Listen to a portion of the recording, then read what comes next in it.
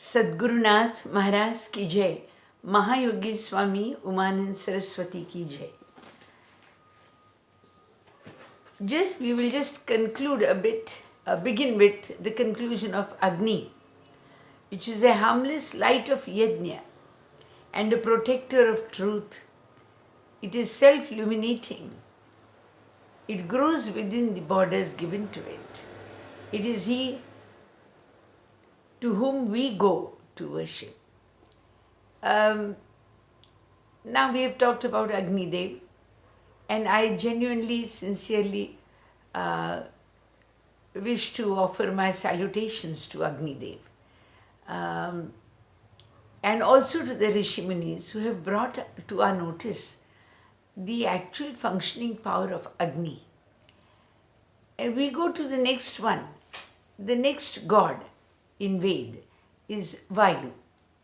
Obviously, Vayu means it's our breath, the air which surrounds, which is permeating in the world and the universe. Within a mortal body, it is conditioned, it is called breath. It's so important. And Vedas has called it a very beautiful and handsome looking god. Now, we can guess why it is called a handsome and good looking. Actually, Vayu is hardly seen. Can you see the air? Well, I can't, so none of us can. And yet it is called very handsome. Why? Because the moment we have breath within us, the life within us, we are more radiating, more dynamic, more active, more positive, more handsome than we without breath. My God, will be dead. Very soon picked up and thrown out. All right. So we know the significance of the god of Vayu. Now, they have called him a beautiful god, a god of wind.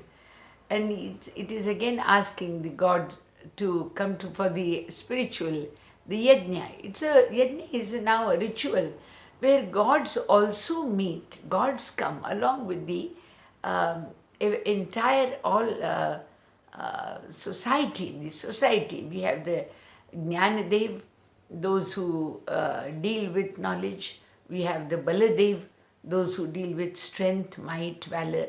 Then we have Karmadev. Then we have Dhanadev. Dhanadev, those who deal with money transactions. Then we have Karmadev, those who deal with the actions, activities of day-to-day life. And then we also have the Vanadev, those who are nomadic, those who stay a little away from societies. So they are also invited. We have the, I told you, we depend upon the cow products for the yajna. Then we depend upon the agricultural products from the farmer. Then we depend upon the mantras which are recited by the Brahmin class. Then we depend upon the Dhanadev to offer donations for the yajna to be a successful activity. So it brings together all these people as well as gods, and therefore it's considered as a very beautiful ritual which is probably, let's say, created, which has been started by the great thinkers, the society thinkers, the social welfare thinkers. Like just we have the Ganesh festival now, which unites all these people together. Similarly, Yajna was one such ritual, and which had its own beauty. Now here the god of wind is called, very handsome looking, and it says, please come and have somras.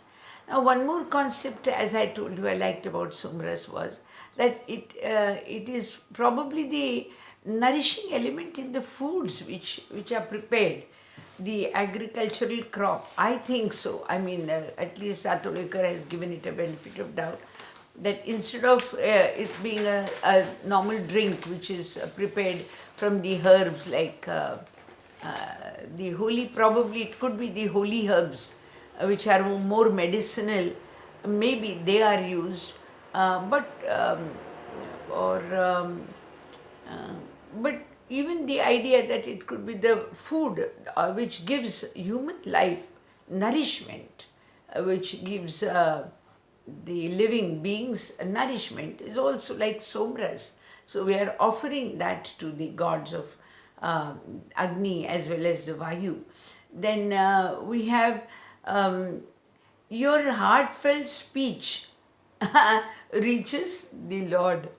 Now, can you imagine? I mean, well, you must have definitely heard when your windows are closed and there's wind blowing, and then you keep a little slit open of the window, and then you will hear the a whistling note or the sound, which is beautiful. I mean, it sometimes it's a little frightening. Shrill is sometimes frightening, but it's like ooh, ooh. So this something beautiful.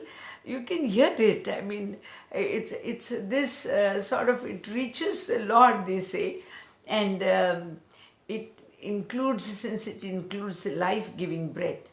Um, it makes Vayu is described as something beautiful. It reaches out with a speech to God. Then it also is invited very specially by the host of Yajna to come and receive the food which is offered. I would like to take the meaning of somras as the normal food which is prepared to keep man alive. There is going to be now, Vayu is going to be coupled up with Indra, our next deity. Indra is lightning. What a beautiful thought, imagine. And Vayu is also given the credit to carry the megh, the clouds, from one place to the other. So it's a transporter. Vayu is also a transporter. It carries clouds from here and there so that the rains come, and it is the rains which give us the crop. So can you imagine what a huge task the god of Vayu is doing. Basically, it is keeping you and me alive. We need to bow before them. And my humble salutations to the god of Vayu and Agni. And my humble salutations to Ved. Yes, I hope I'm able to bring Ved to, in a simpler form, before the generation today. My sincere regards to these two gods. All right, I'm Swami Radhikanand from Pune.